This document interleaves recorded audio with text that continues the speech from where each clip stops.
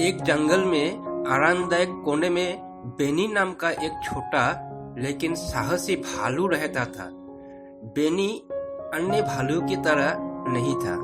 वो जिज्ञासु था और खोजबीन करना पसंद करता था, जबकि अन्य भालू दोपहर की धूप में झपकी लेती थी। बेनी नई चीजों की खोज के लिए उत्सुक होकर जंगल में चला जाया करता था।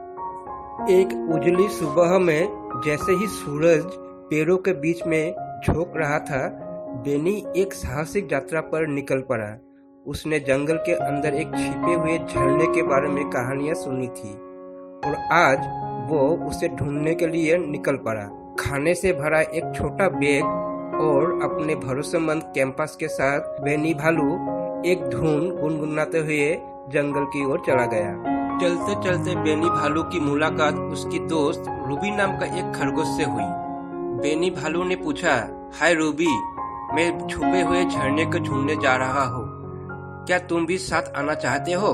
रूबी खरगोश की आंखें उत्साह से चमक उठी। उसने कहा, जरूर बेनी, चलो चले। दोनों दोस्त जंगल के गहराई में चले गए। उन्होंने एक उफनते हुए नाले को पार किया और एक भारी लकड़ियों के पेड़ पर चढ़ गए। जैसे ही वो चले, उन्होंने जमीन पर पैरों के निशान देखे। रूबी खरगोश ने कहा, ये किसके पैरों के निशान हैं? बेनी भालू ने बहादुरी से कहा, मुझे नहीं पता, लेकिन चलो उनका पीछा करें। पैरों के निशान उन्हें एक छायादार वन में ले गए, जहां उन्होंने ओली नाम की एक उल्लू को एक पेड़ पर बैठा हुआ पाया। बेनी भालू ने उल्लू से कहा, हमें छिपे हुए झरने की तलाश कर रहे हैं, क्या आप जानते हैं वो कहाँ है? ओली उल्लू ने समझदारी से सिर हिलाया और कहा, हाँ मैं जानता हूँ, लेकिन सावधान रहे क्योंकि रास्ते में दो चालाक लोमड़ी खड़े हुए मिलेंगे। बेनी भालू ने अपनी छाती फुला ली और कहा, हम डरते नहीं हैं, धन्यवाद ओली। जैसे ही वो आगे बढ़े, जल्द ही उनका मुलाकात दोनों लोमड़ी से हुआ, जो रास्ता रोक के एक चट्टान पर आराम कर रहे थे। एक लोमड़ी ने कहा, यहाँ आप क्यों आए हो? यह सुनकर बेनी भालू आगे बढ़ा और कहा, हम सिर्फ झरना ढूंढने चाहते हैं, क्या आप हमें जाने दे सकते हैं? दोनों लोमड़ी ने एक दूसरे पर नजर डाली और फिर कहा, आप तभी जा सकते हो जब आप हमारी एक पहेली सुलझाओगे। एक लोमड़ी ने अपना गला साफ किया और सुनाया, मैं बिना मुंह के बोलता हूँ और बिना कानों से सुनता हूँ। मेरे पास कोई शरीर नहीं है, लेकिन मैं हवा के साथ जीवित हो जाता हूँ। मैं क्या हूँ? बेनी भालू ने बहुत सोचा।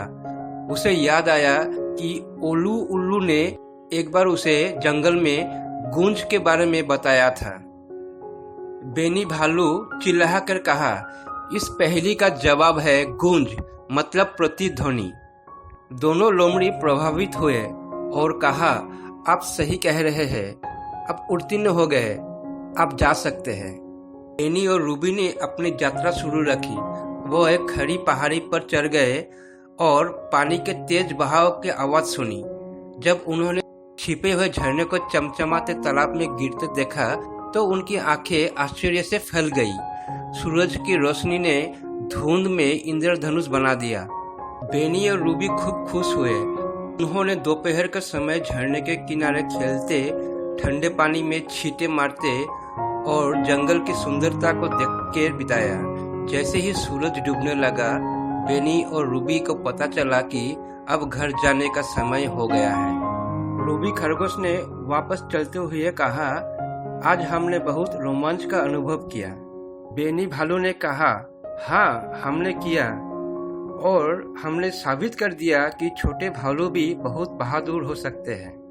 और इसी तरह बेनी भालू और रूबी खरगोश अगली रोमांचक यात्रा का सपना देखते हुए सो गए। कहानी का सार यह है कि साहस, जिज्ञासा और दोस्ती अद्भुत रोमांच और खोजों को जन्म दे सकती है। चुनौतियों का सामना करने पर भी बहादुर बनना और दोस्तों के साथ मिलकर काम करना आपको बाधाओं को दूर करने और अपने लक्ष्य को प्राप्त करने में मदद कर सकता है। ये कहानी बच्चों की बहादुरी का महत्व जिज्ञासा का मूल्य और साहस का आनंद सिखाती है।